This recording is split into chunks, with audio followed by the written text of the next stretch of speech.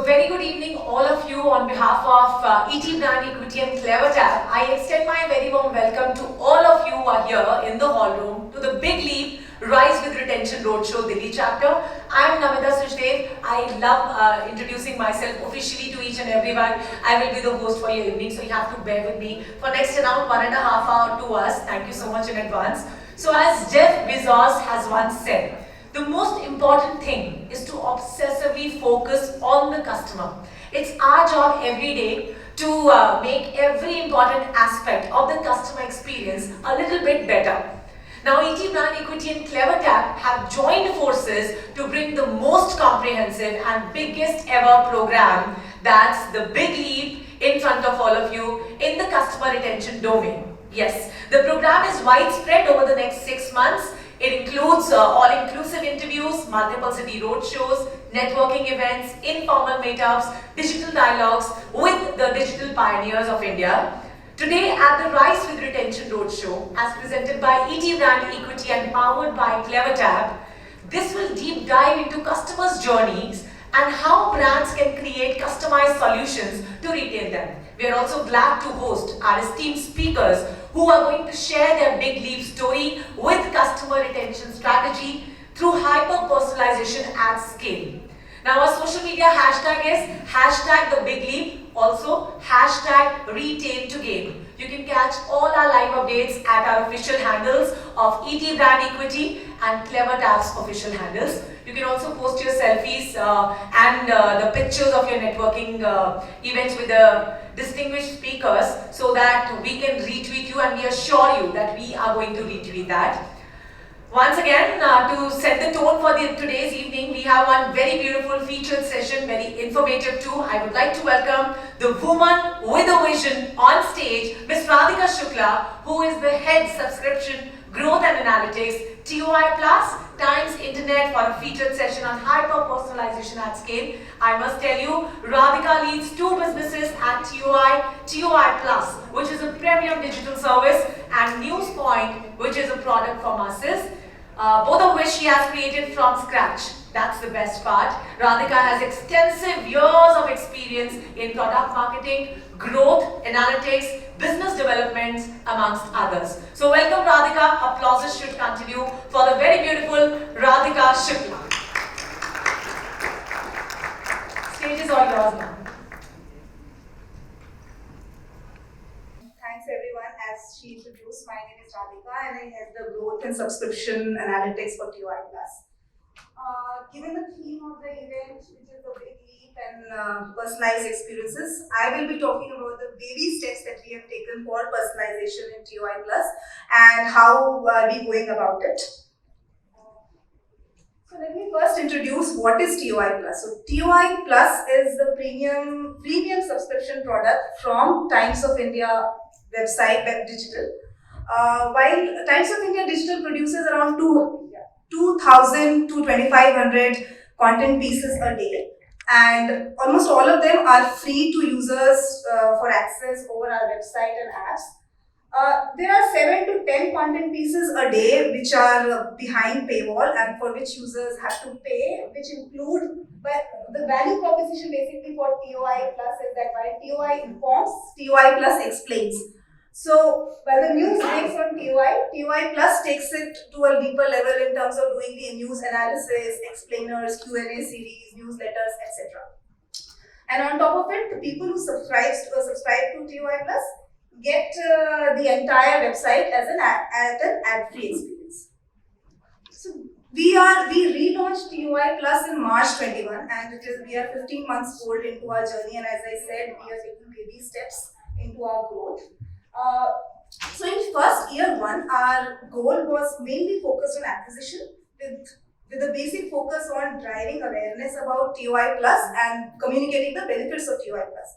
So as I look back after 15 months, our growth was we can divide our growth in 3 phases.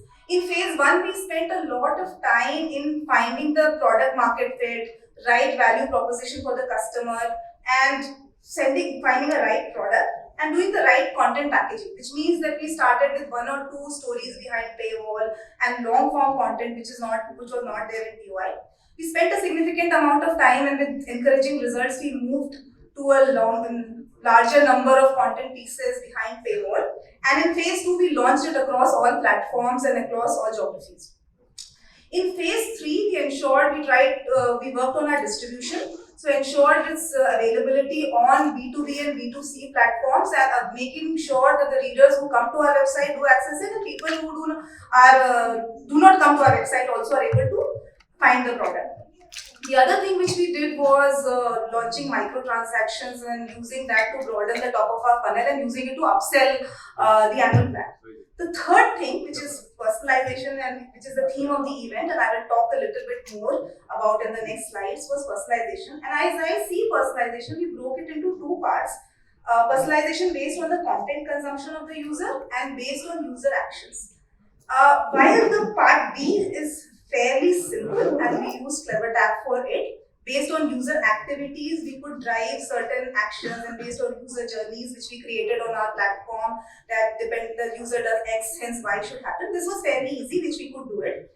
The first part, which is A, was a little more complex because we had to do a lot more on our side also before using any tool, which mean that content tagging, the taxonomy, and what had to be reworked and very thought through.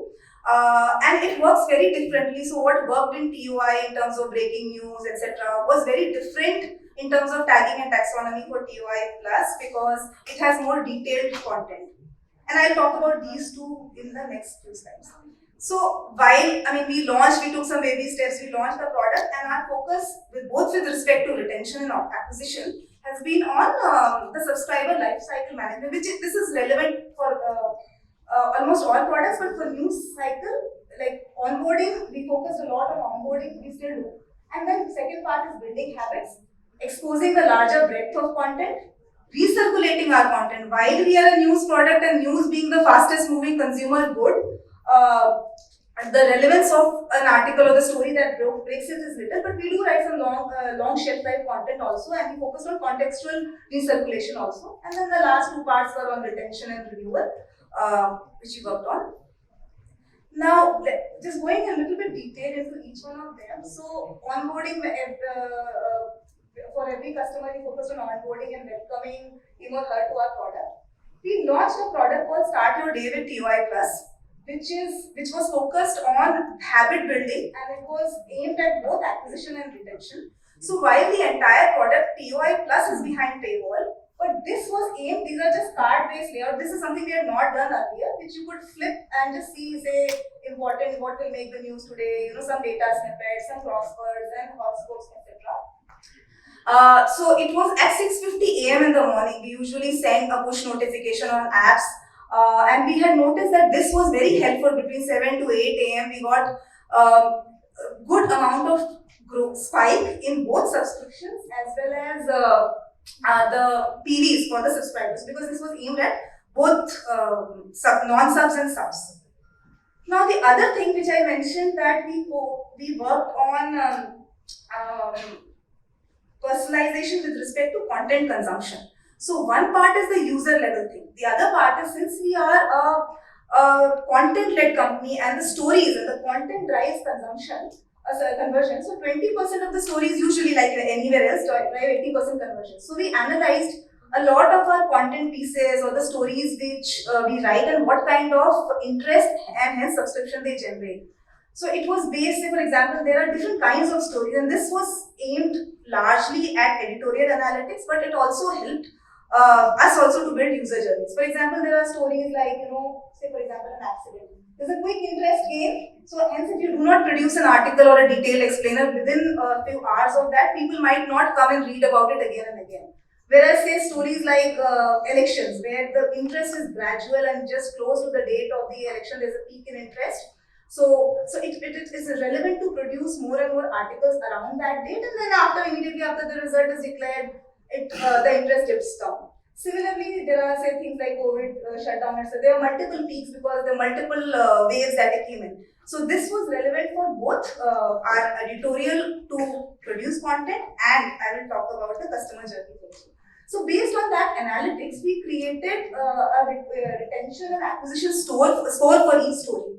And using that as the base, we personalize our communication, which is mostly mailers, push notifications, and messages. So some of the push notifications were generic, which were aimed at both subs and non-subs, and some of them were personalized, which were aimed at subscribers. And we also used real-time dashboards to see the acquisition that was happening through our messages, and for that we did it on CleverTab. And the other thing that we did was some recirculation-based experiments on our website, both TUI and TUI Plus pages, to surface contextual topics which are relevant to the story that the user is reading, and measured both retention and acquisition score with respect to that. This is the second part, which was about creating a personalized experience based on user actions. So this was fairly simple. That we created cohorts based on user actions. The cohorts were slightly different for acquisition and retention. But as there were many mini cohorts, but largely three areas which I could see. Payment is fairly simple, that number of times the user hits the paywall, payment was initialized but not completed, was simple. The other cohort was loyalty, that there are many users who are already signed on to TUI website, but they are not subscribers. They are loyal users who visit our website, but they are not our subscribers. They engage with our content, mailers, push notifications, but they are not our subscribers. And then there was a third cohort which was based on their engagement, that they do visit the website frequently, X number of days in a month. They read a particular kind of content. They have taken our microtransaction, which is paper story, or have experienced a free trial. So these are three large cohorts that we created, and created differentiated offers for them, and we automated some of them wherever it was possible. And there were few campaigns which are manual as well. The cohort for retention was similar to it. The payment part again was simple, that during close to the expiry date, you have early renewals, you offer grace period, etc.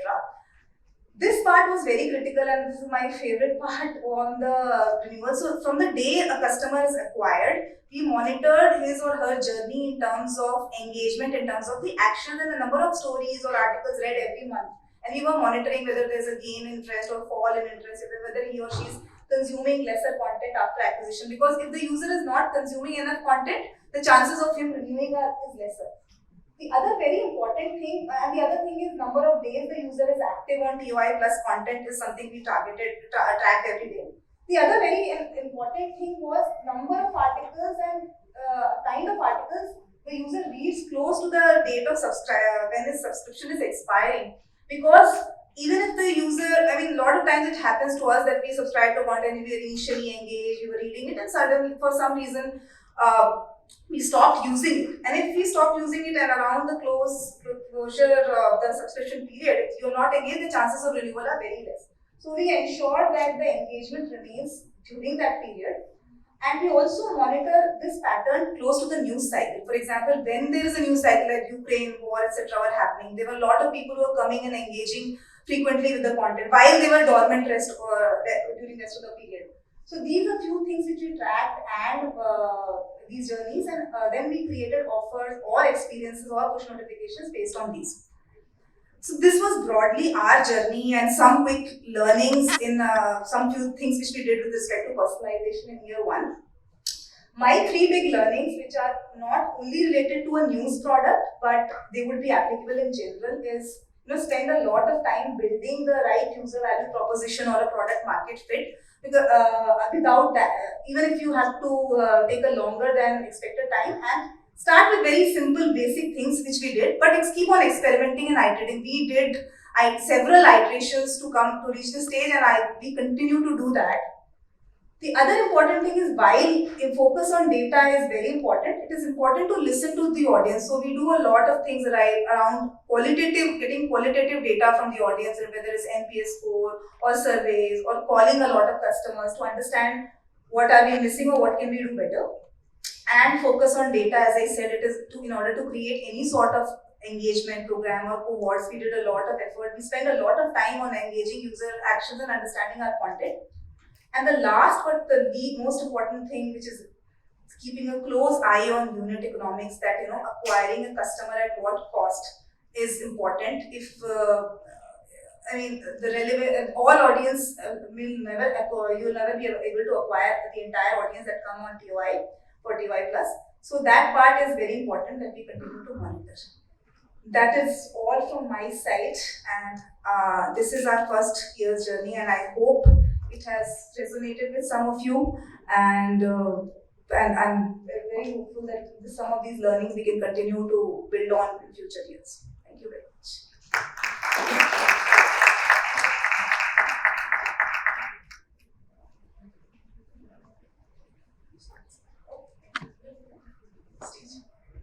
Thank you so much, Radhika, for setting the flow of the evening and giving such a great and wonderful presentation. It was so insightful for all of us.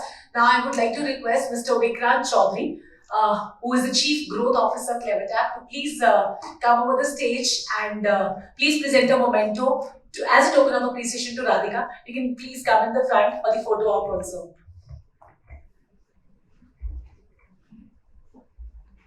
Applauses should continue for Radhika. Thank you.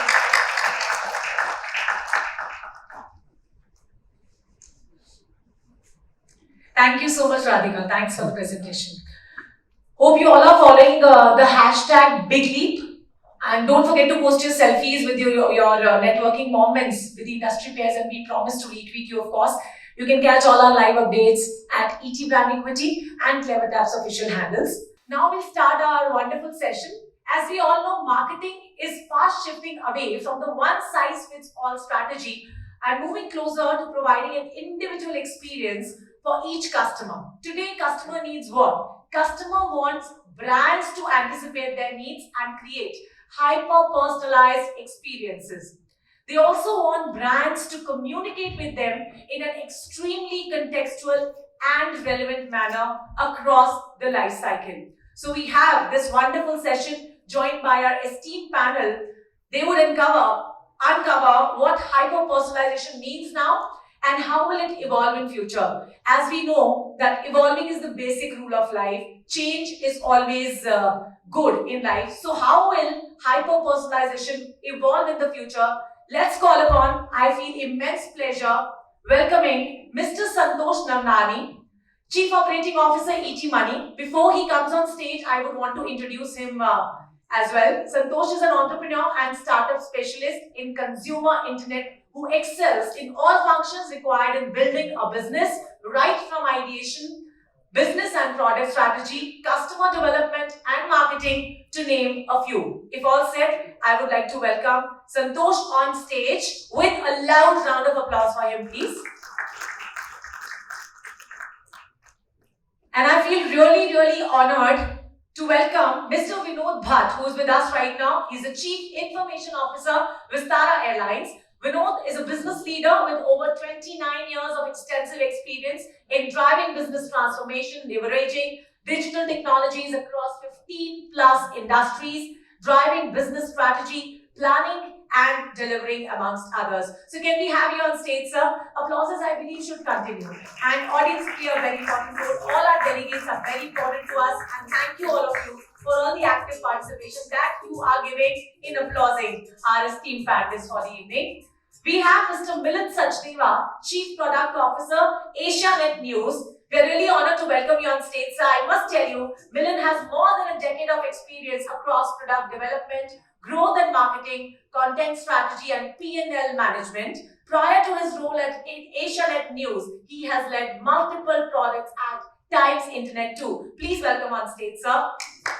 I will give you a huge round of applause because in the mic is audible.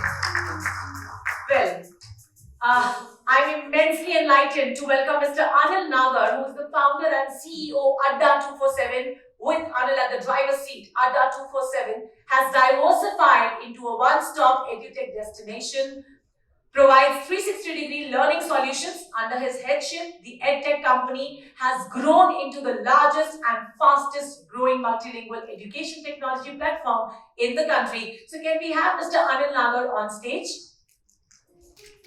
Anil is here. Wow. Thank you. Before even I said applauses should continue, that was already continued. Welcome once again, Mr. Anil. We have Mr. Vikrant Chaudhary, Chief Growth Officer, CleverTap. Vikrant is responsible for leading the company's marketing and sales team and its integrated go-to-market, that's the GTM strategy, globally across all commercial and enterprise segments. He has a track record of over 2 decades of building high-performance teams. Can we have you on stage, sir, please? Double loud round of applause for Vikrant. And we have the one and only our session chair, wonderful, drop-dead gorgeous and immensely talented Ashwini Gangal, who is the editorial consultant and a session chair for the day. Ashwini is a Mumbai-based journalist and editorial consultant who has been covering the Indian advertising, media and marketing space for over 12 years now. She is the former managing editor at afaqs.com. Can we have you on stage, Ashwini? So over to Ashwini to take the proceedings ahead now. Thank you so much. Thank you, ET Brand Equity, for that wonderful introduction. For warm welcome to everybody. We don't have one panelist who's supposed to be here. Sandeep from Domino's, just acknowledging he's not here. The topic for today's discussion is hyper-personalized customer experiences. What exactly are they? Why are they important? How do brand custodians like my panelists create these experiences for customers? And what does the future look like in this regard? So, most importantly, how does all of this effort, all of this marketing, product, brand effort tie back to the holy grail, which is customer retention and customer loyalty? Because that abstract, nebulous concept of loyalty is really what makes the world go round. At least for these gentlemen over here, it does make the world go round. So on that note, I'd like to deconstruct this topic. It's a very diverse panel. I just want to take a moment and acknowledge the variety. It's so assorted. The category representation here is quite cool, I must say. We've got airlines, we've got, we don't have pizza.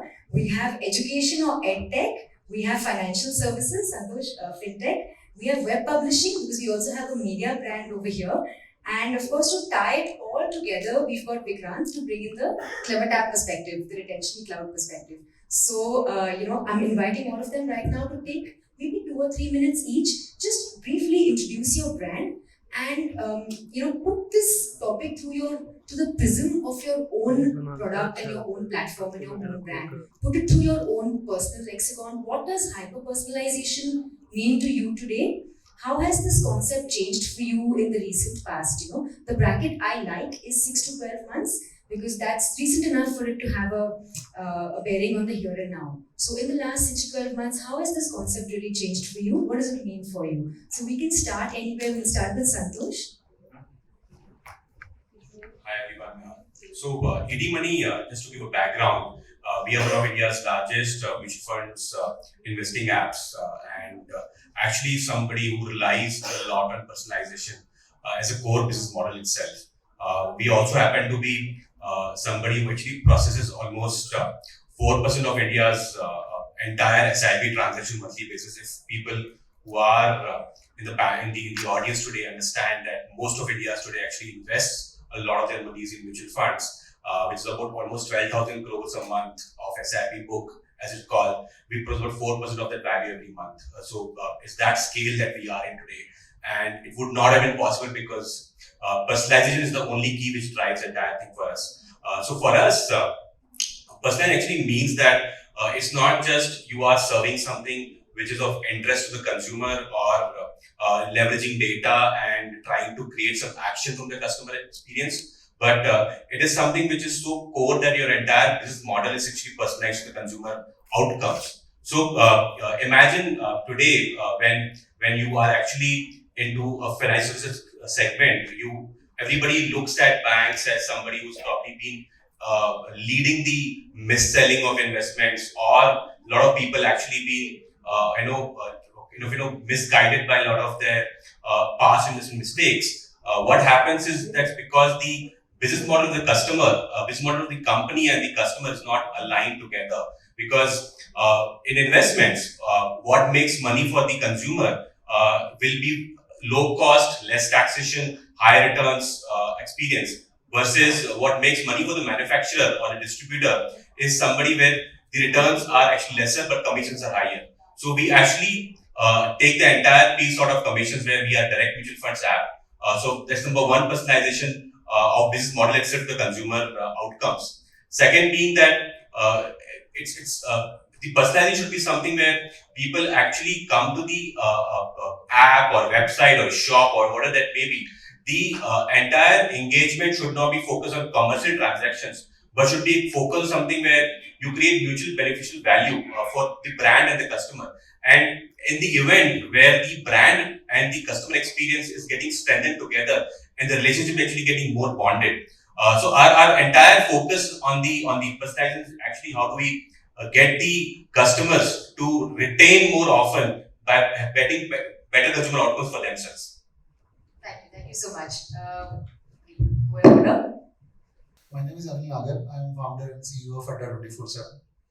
Adda 24/7 is an online education technology company focused around various exams, and our target audience is tier 2, tier 3, and beyond. So we started this organization 6 years back with a vision that we wanted to help people coming from smaller places, somebody coming from tier 2, tier 3, or somebody coming from village. And so it started with the thought that they need help in preparation of some exams, for example, government exams or UPSC or JEE. I started with that, and as we started growing, we started realizing the challenges because our intent was to go deeper and serve people at the village level. That we have to go to that level and kind of create that level playing field in terms of education. Everyone should have access to education, and intent was to make it affordable to everyone. So while going in the journey, we realized that there are going to be a lot of challenges because online is like every person is coming to your single app or single website.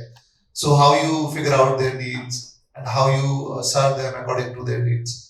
So it is something very personal. For example, one of the key challenge we started facing 2-3 years down the line. So to begin with, we started with Hindi or English, which is the norm since we come from Delhi. But eventually we realized that people were coming from all over the country and they were speaking different languages. They have gone through education system in their own language, and that became one of the key thing for us, that how we enable those users in terms of learning and provide them education in their own language. So we have been all through this, and moreover, as an education company, personalization becomes core because when somebody comes on your platform for learning needs, even the person doesn't know exactly what are the gaps in the learning and where the person will need help. And eventually, technology plays a big role there, where through technology we figure out and we can guide the person what needs to be done, where are the gaps, what are the weak areas, what are the different aspects, and then we can guide also the individual in terms of a specific exam or a specific goal, what the person should do. So I'll just briefly talk about the scale at which we work as of now. So we on our platform roughly we have 20 to 25 million users every month coming from all across India.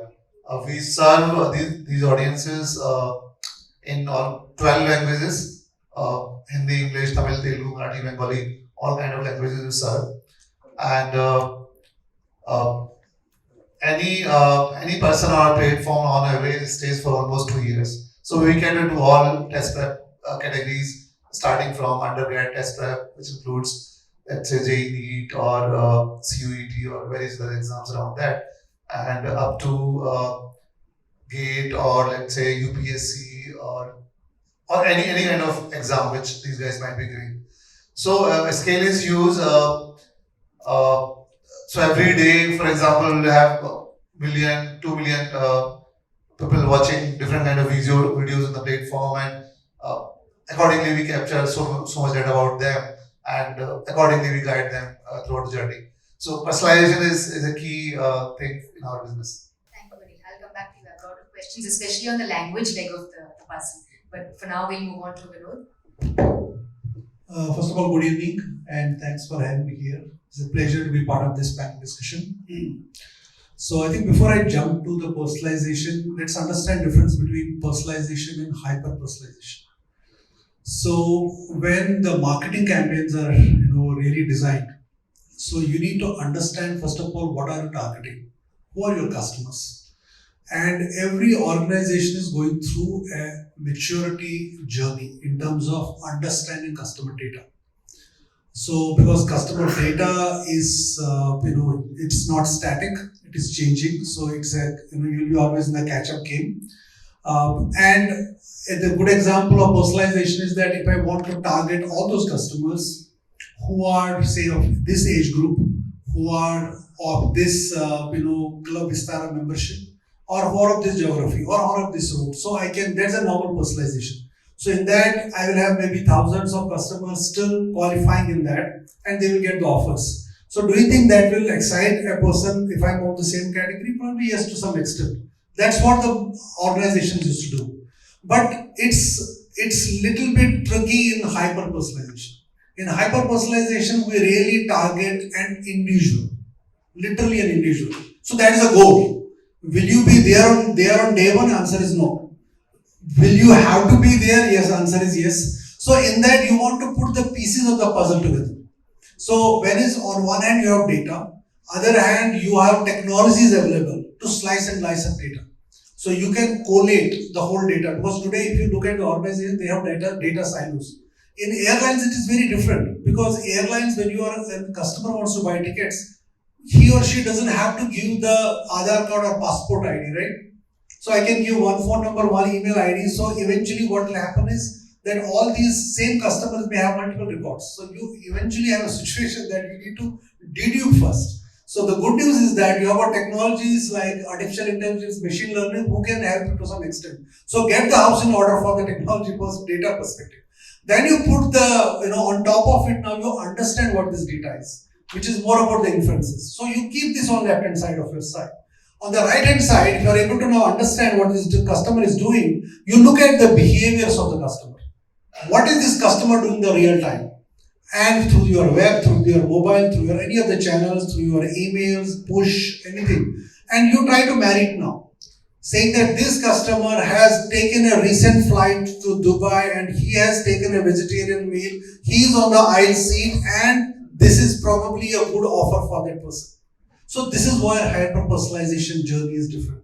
So where you really target the individual customer experience, and in airlines it's a very great, I would say, use case where you are going in that path.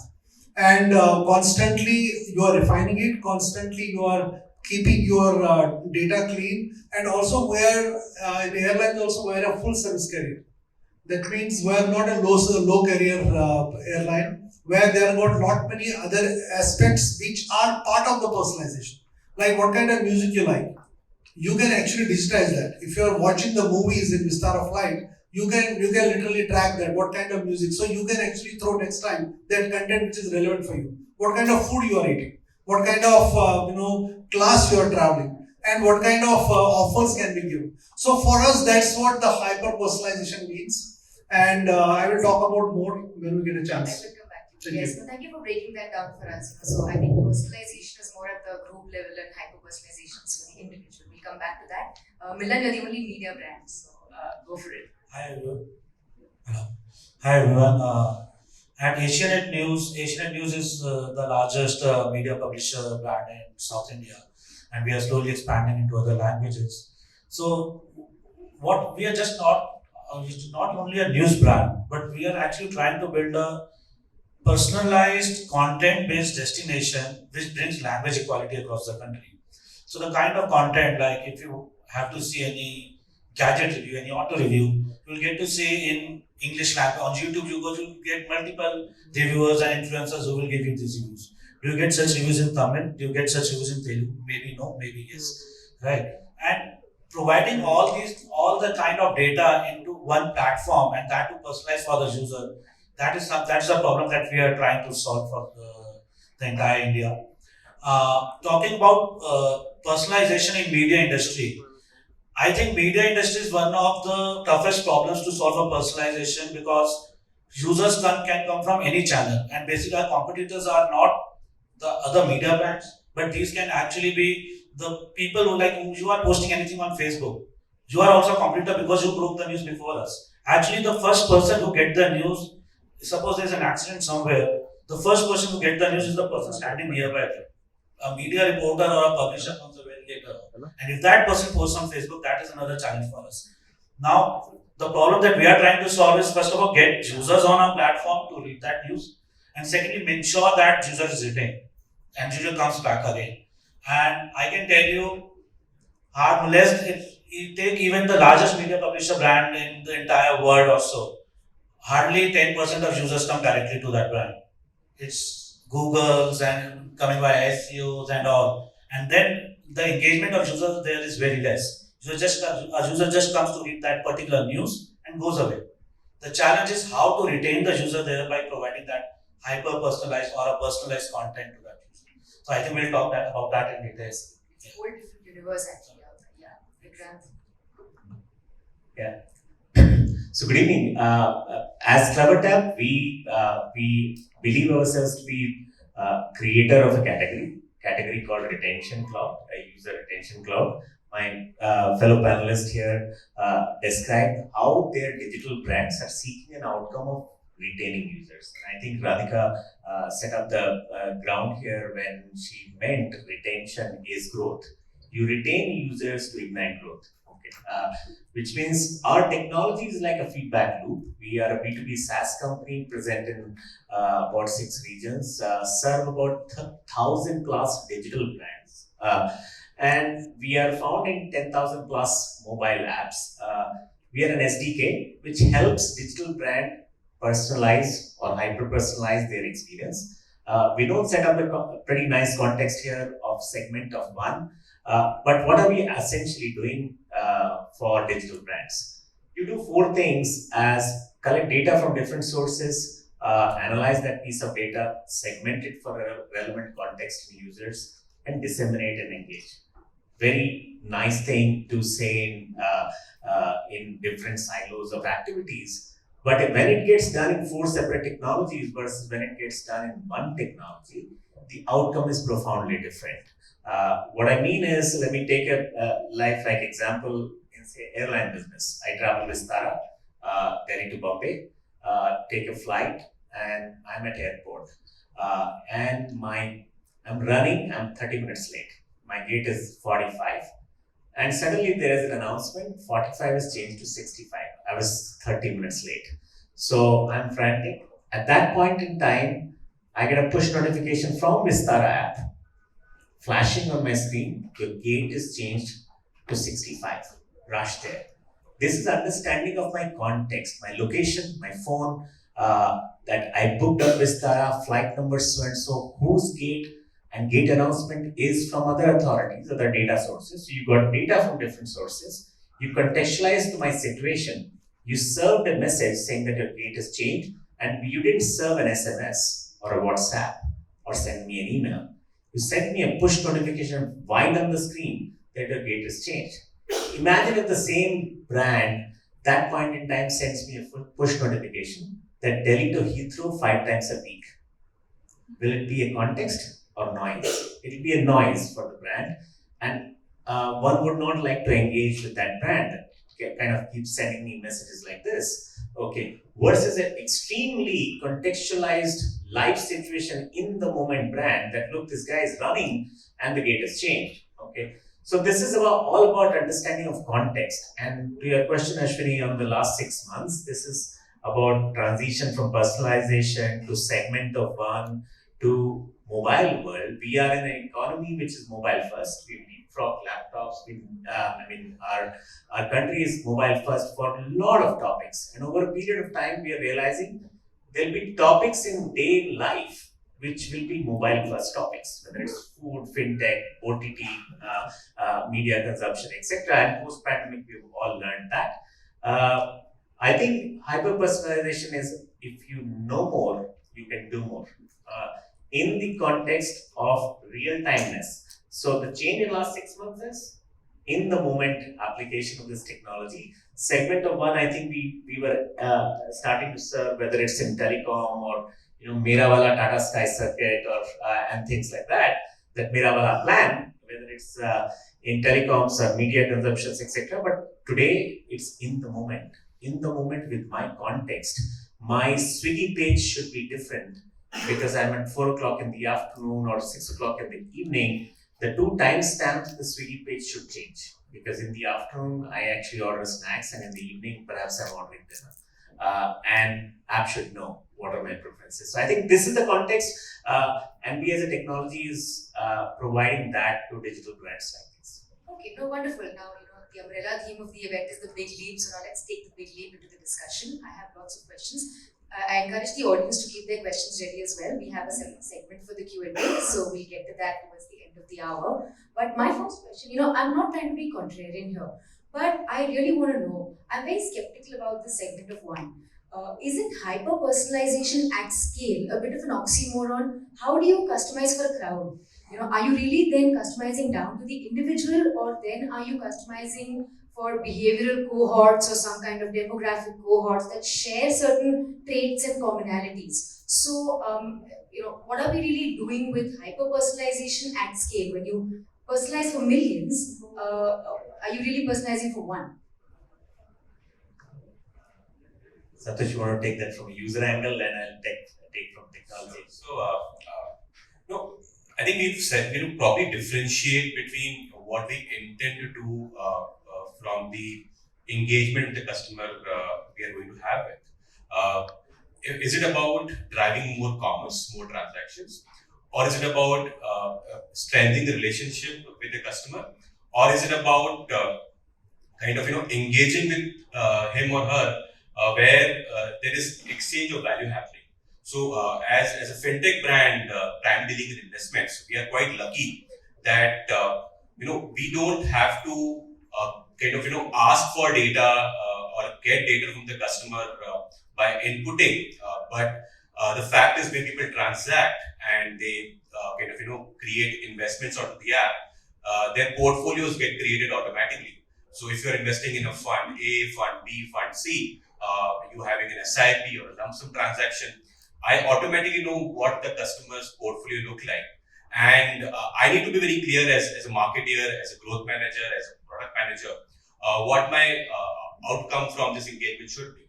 Should I be actually serving information about the portfolio? For example, if somebody is having a lot of equity funds in the portfolio, and market is actually being very wary, can I have a context of the markets actually being very volatile and serve content which basically calms the person's nerves because his portfolio may be in red? Or do I want that a customer who is actually quite erratic in transaction behavior and he or she is exhibiting more of lump sum, frequently buying and selling kind of transactions, and not something like a very disciplined way of investing, which is like SIP in our business?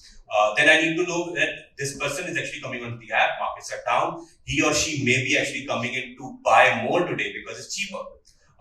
I need to know that context. So what we do in our business is actually understand the context that we want to be in. Do I want to drive commerce, which benefits the customer by buying cheaper, or do I want to really calm the person's nerves by actually serving content which educates him or her about the betterness which is coming in the markets, where if markets actually fall, they will actually rise more further. So it's about that aspect. And the question about does it become oxymoron in that sense, I believe that it depends category to category. If somebody is actually looking at content, where I'm on Instagram and I'm actually scrolling down my Instagram Reels feed, I think it becomes segment of one. But when I'm in Amazon or Paytm or kind of any other kind of app in the country, look at our own behaviors. When I'm on Amazon, I actually do search more than rely on Amazon's feed. So if I open the Amazon home screen, the first thing I do is either I will order or I search for a topic by asking Alexa, or I type in my search query and get to the product straight away. Because I may not trust the feed which Amazon is creating for me, because at the back of my mind I always know that Amazon is trying to sell me more. Yeah. So I think it's all about customer experience we create, that customer actually has a perception that what the brand is trying to do with me, that the customer actually have a muscle memory. So for example, if I go to Paytm, I only do scan QR code and don't bother about the entire feed. And whatever Paytm will do will not probably add value to me. So the brands will be clear that am I creating context for commerce or am I creating context for adding value to the Sure, sure. But for consumer-facing digital brands, I'm saying under the pretext of hyper-personalizing, are they mostly just clustering consumers based on commonalities? Milan, what do you think? So, like you mentioned earlier, I feel, see, hyper personalization is actually personalization at scale, right? The more granular you go, it's like you're increasing the scale. So, suppose as a media company, if suppose you are from Delhi, ideally, like you may in 6 months ago, 12 months ago, what I would have done is, okay, you are a daily user, you will like daily based news, so I'll send a push notification for a daily based news, right? But now, if I bring in the hyper personalization perspective in it, so it will be like, okay, you read more of a business news, maybe you don't, or if this business news or a politics news, and if this politics news is even based out of Mumbai, so that also I would send to you, even if you are based in Delhi. So the more granular we go, it's like there we are increasing the scale, right? And if and ideal is that granularity is at is It's down to one. Okay, sure. Generally, I'm not sure if it happens for any of the digital companies. That's what I'm skeptical about. Yeah, exactly. Yeah. So I think Milan explained it from a industry angle, and Santosh explained it from a fintech user angle. But technology today provides, like from our perspective, look at media business like Radhika's business. You touch 5 touches since morning as a user, as a habit, as segment of one. Technology allows you to scale at as much granularity as you want. Okay, in our technology area, there is a term called DRP, data retention policy, whether you are able to store up 3 months of data, 6 months of data, 1 year of data. I think with CleverTap, there is no constraint. You want to store 10 years of data. In fact, we launched a brand called Tesseract DB, where data availability and affordability both are at scale, and being able to do this granularity at segment of one level. Whether you have 250 million Paytm customers, which is our customer today, or multi-country context like Gojek in Southeast Asia, which is a ride-hailing company into multiple sectors. But look at media publishing like TUI and TUI Plus that Radhika was explaining. If I touch 5 articles since morning to afternoon, and my touches seem to be around diet, healthcare, exercise, regimen, and so on. And how about a recommendation by late afternoon as a nudge to me? You want to book a yoga class with so and so, or a Rutuja Divekar's diet class, and things like that. So it's like recommendation transferring revenue possibility to commerce. So what we are able to do is unlimited scale at granularity. Right. No, I hear you. The point was, are you getting that push because you're classified or because it's Vikrant? That was the question. It's because Vikrant. Okay. It's Vikrant, and in fact, my push should be completely different from somebody else's. To the context that Santosh was trying to say, they're an advisory business.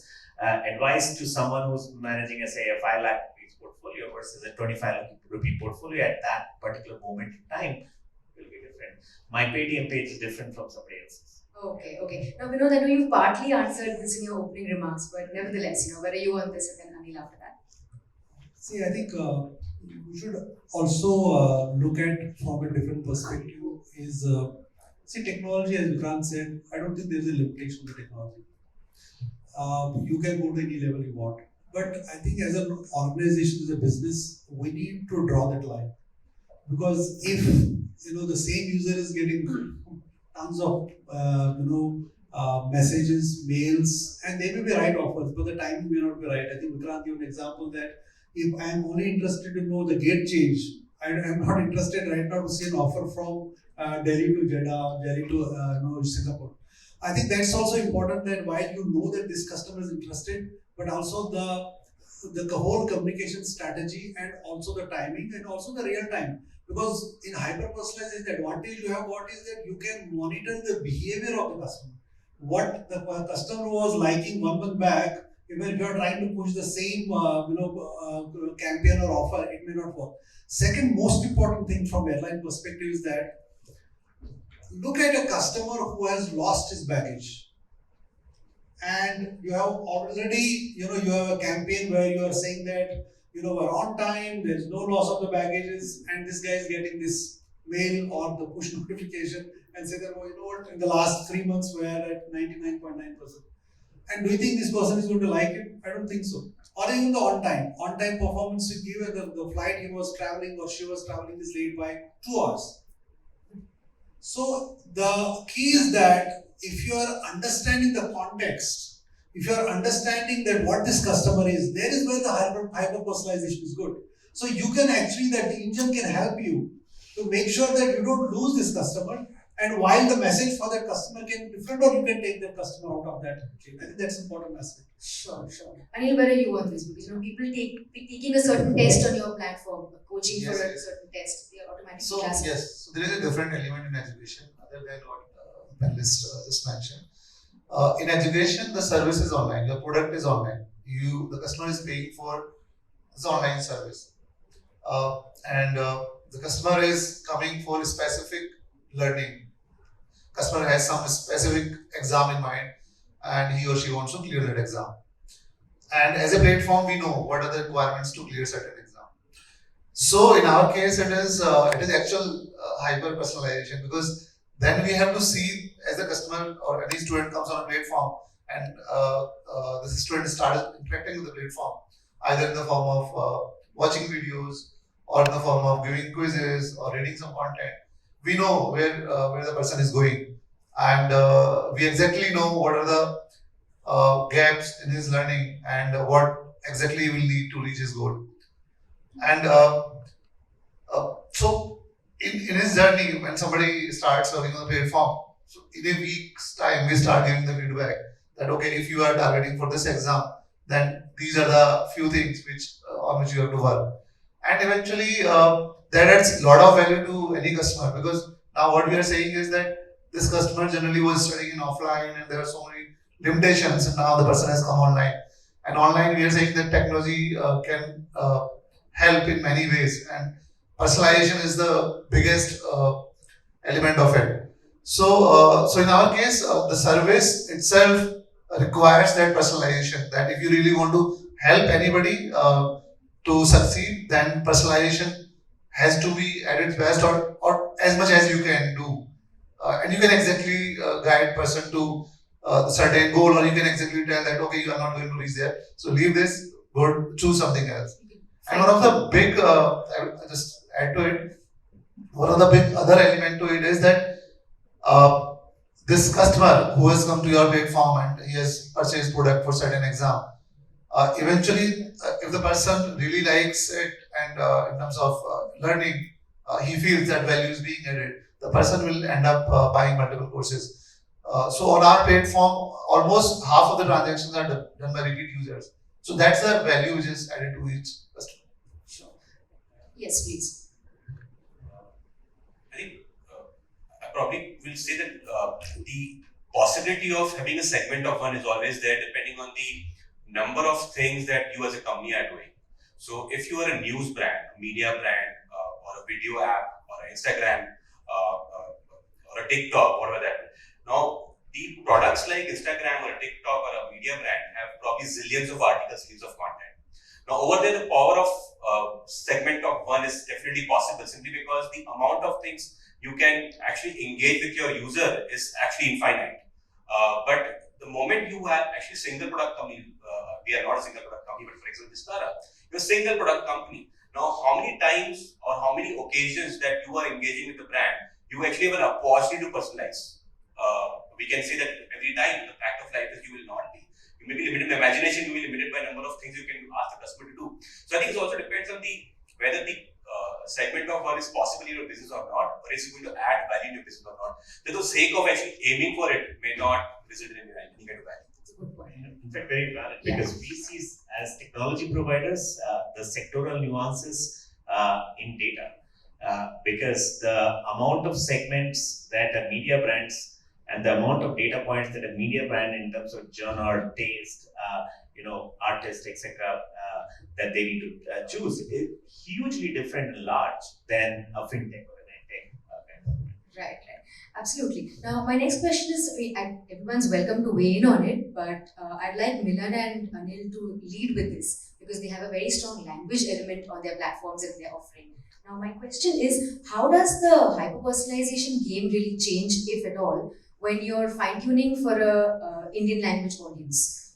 Because you're a media brand, you have Suvarna, you have Kannada, and you know 8 other languages, and Anil mentioned 12. So there's a UI UX element as well involved. So what changes when you're catering to a different language and a different region also? Because tier 2, tier 3 is your focus, Anil. So both questions.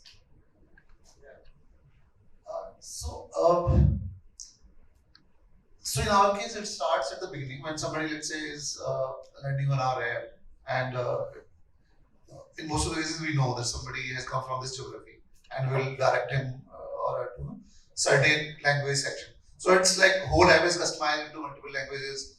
The whole content is in kind of different languages. In fact, we have divided the whole content in two pieces. One is like replicable or let's say translated, and one is original content in different sections also. Because then there are nuances and there are exams which are specific to certain region.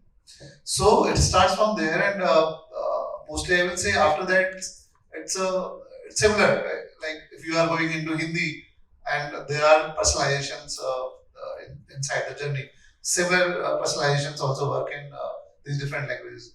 So it's a time of acquisition. We know that person is coming from particular region, and these are the exams which most probably the person will be giving, because we know that these are the local exams, or these are the exams which people give from this region, and from there our personalization starts. Give an example of that. Say, So for example, in Odia or in Bangla, what are the most common tests people take? Yeah, for example, let's say Odia. So Odia, in Odisha there is an exam, office assistant exam, for example. It's a very recent exam. And if we talk as on date, the number of people who are filling the exam, it will be the exam which most of the people are filling. And we know on our platform that this is the exam which mostly people are filling. So as soon as somebody downloads our app from that region, we know this guy is most probably going to For Odia. that exam. And the Odia will be the first language which he has to choose manually as of now. It's not completely automated, but we will ask him to choose Odia. And thereon, we know that this is most probably the exam which he might be looking at. So it is like locally also and across also. What exams? I'm just curious now. What exams are popular, say, in Tamil Nadu? Tamil Nadu, Tamil Nadu, the most popular exam will be TNPSC, Tamil Nadu PSC exam, which will be again the most popular exam there. They have again Group 2, Group 3 exams also, which are filled by millions of users, millions. So for example, 2 million, 3 million users or students are filling those exams. So we get this data. So in our case, there are two aspects of business. One is how we acquire users or how we bring users on board, and second, how we serve them once on our platform. Let's say somebody has bought a course, and in both the cases, personalization works in a totally different way. Somebody has bought the course, it is going to be a different journey because we know the goal.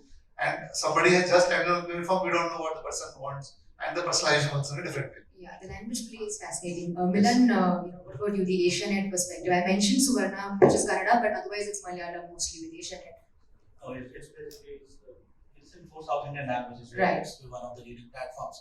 But what I would say is one, like Anil mentioned, that giving the experience based on that language. Where say maybe a Malayalam user is mostly interested in politics news as compared to a Hindi user. Maybe entertainment works for them a lot. But more than that, I would say, so these are like preferences with respect to each language, which definitely we belong to different zones of the country and we'll have different preferences. But more than that, I would say when it comes to personalization aspect, see there are two kinds of, as Rajiv also mentioned in her PPD, that there are two kinds of personal. One is based on user behavior. Second is based on content, basically what that content is about. Currently, if you see, and when you read and basically what you do is you just pick out certain entities out of the content and you map to that user's behavior and then deliver it. This is generally in layman terms how you deliver the experience to the user. But when it comes to regional languages, it is very difficult to actually read the entities out of that content because such models actually do not exist at a very, very extensive scale right now. It does exist, But I would say in English, suppose there's an article on Narendra Modi giving a speech at Red Fort on, say, XYZ topic. You can easily pick out, okay, Narendra Modi is one person out of it. So this person, suppose this person may be interested in more of politics news or a BJP news, or he's a fan of Narendra Modi, or Red Fort, okay, it is in Delhi, or maybe if this talk is on, say, business opportunities, we can easily pick out in English. But when it comes to in Hindi also, it has started scaling now. These entities detection and all the models are available. But when it comes to regional languages like Tamil, Malayalam, it becomes a real challenge to detect those entities. So I would actually relate it to the last question also. So when we were talking about delivering at individual level, we actually can deliver at individual level. But what we can identify a person. Okay, this person this is a need of this particular person. But actually, we end up delivering the same kind of content. The actual content that we deliver may be similar to a group of users actually. So so that is the main challenge. Okay, I counted 7 languages, right? Seven, For Asia yeah, Net seven. at the moment. English, Hindi, Bangla, and the 4 South Indian languages. That's right. Okay. Does anyone else have anything to add? Insofar as the language play is concerned, Vinod. That's why I thought maybe it applies more to Anil and Milan. Yeah. From our perspective, language is just one more parameter. So, because we do travel to Europe, we do travel to Middle East, and so language is a factor, but it is more, from guidance perspective, from some of the content which is relevant for them. But it is, it has probably little less scope here than, because you don't really change the complete content from that perspective. But it's definitely a key parameter, because Vistara is a global airline. So we do take that it is one of the attributes of the customers, absolutely. And if they have preferences, so the pages change based on that. Yeah, right. No, that makes sense. Sure. One difference that we have observed in an English user and a regional language user is, so consider as say 6 years back when Snapdeal or Flipkart had launched. So we were like very new to the industry. We were like struggling where to click add to cart, where is add to cart, or now we can actually relate to those icons. We don't need a particular description. But when it comes to user experience for regional language users, consider regional language users are now, most of these users are now where we were 6 years back in terms of technology, right? So maybe if there's an icon to continue, they may not understand that. We'll have to write, okay, आगे बढ़ने के लिए continue. Because they're new to the Because internet. they're new to the tech world. Okay. They're new to because most of the tech savvy who are actually with this smartphones being available to everyone, this is slowly improving but identification of those icons. So we belong to, as in, our users are mass users. We are not when regional who are reading regional languages. All the intellectual, I would say, most of the news they read in English. But what they generally do is when they're surfing Facebook or doing some time pass activities, and if they find any good news in that regional language, only then they generally read in regional language. But who are the actual loyal users of regional languages is the mass audience, and they are not that prone to tech. They don't know where is the cart. Even if we relate to so I built a regional language platform Snapdeal too. So they don't know what the icon looks like, right? There's a cart icon. We may have to write it there. So. If I'm right, this audience is mostly a video audience. Yes. Now it's definitely a video. That's right. Yeah, that's just a nuance. Right. Now, I'd like to talk about the risks of hyper-personalization. Okay. What are the checks and balances that you have in place to make sure your efforts to hyper-personalize are not intrusive? Who has seen the recent Zomato ad with Hrithik Roshan? Right, we've all seen it. Now, they've used some fantastic deepfake technology and artificial intelligence, and the script actually changes depending on the location of the viewer of the ad, right? So Hrithik Roshan names a restaurant and an area depending on where I'm sitting. Now that's fine, but it's also it's borderline creepy, right? So how do you make sure you're not intrusive in your bid to do something good for the customer at the end of the day? Yeah, so if we start from a technology perspective, the single line answer is focus on context rather than content. Okay, because content dissemination for that individual could be infinite possibilities. The more you know, you can keep serving the content. But the context is very, very important. Moment of time, where it is, what is the kind of search, what is the consumption of the brand, food brand, education brand, day in life. So I think technology allows you to switch off things, and the piece is, are you actually operating at a context level as a brand or operating at a content level? And that's the choice the brand needs to exercise. And to your Zomato example, the Swiggy page examples that most of the people take, and Instacart, we saw all of that. The personalization is coming from because I get to discover, decide, and conclude much faster.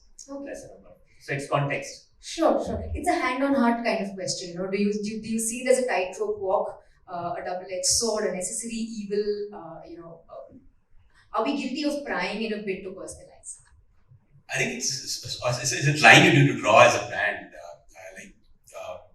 In fintech, I think as Vikrant mentioned that the context is important. So if you believe that you are not going to be intruding into privacy of people, then focus on the context and not the content.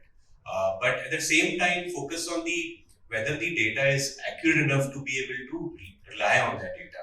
So in ETBE we do a lot of that stuff where the context and the accuracy is important, but it's also the recency of data which is the key. So because we are investments app and markets are so volatile, they may be down in the morning, and by the time 3 o'clock or 3:30 closure happens, they may be up or down again or whatever it is.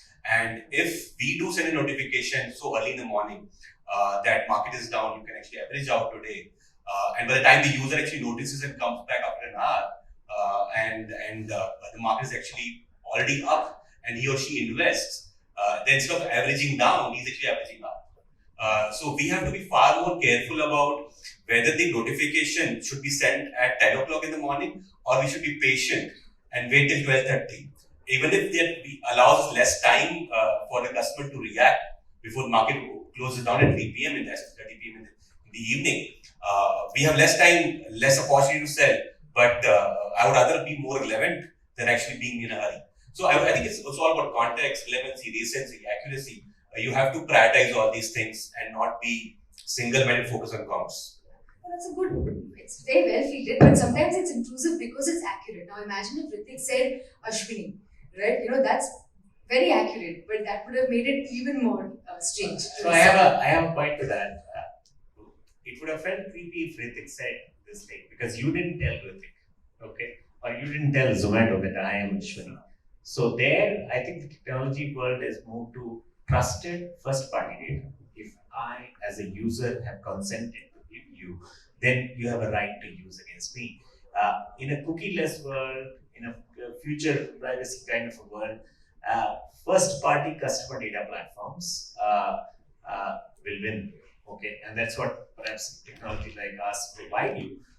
But the third-party world, which means I learned from some other context that this person happens to be Ashwini, will always sound creepy. So I think third-party to first-party is where consent to brand comes in. Sure. So here you're saying I've volunteered my location data, hence it's right. Milan, what do you think? You know, where are you on this?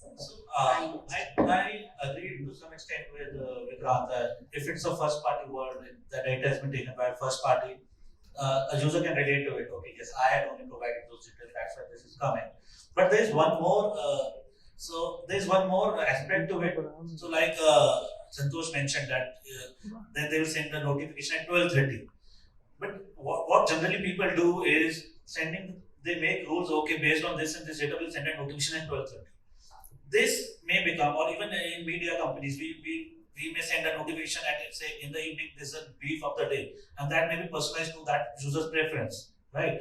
But this may become boring to the user after a certain point of time. This needs to keep evolving so that it doesn't become a blind zone for that user. Yeah, so it's a very point.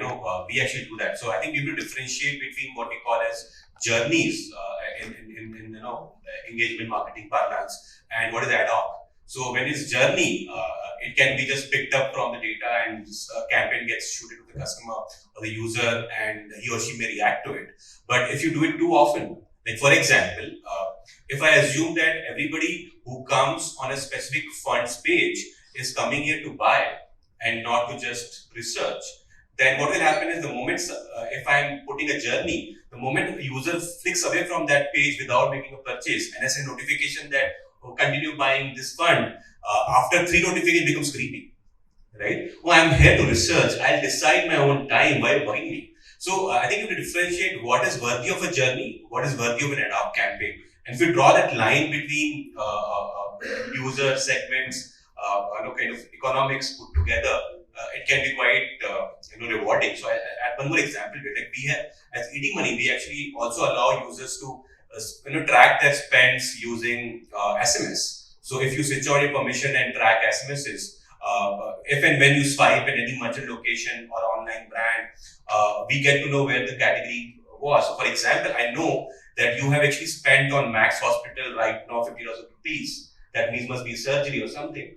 And I can always detect that it may not be the health insurance, the reason you have to pay 5,000 rupees. I can send a notification to you to buy that. But I would not do that. If I do that, I'm not only intruding into the privacy of the customer, but also probably getting into a moment which may not be right moment for me to kind of bark and more.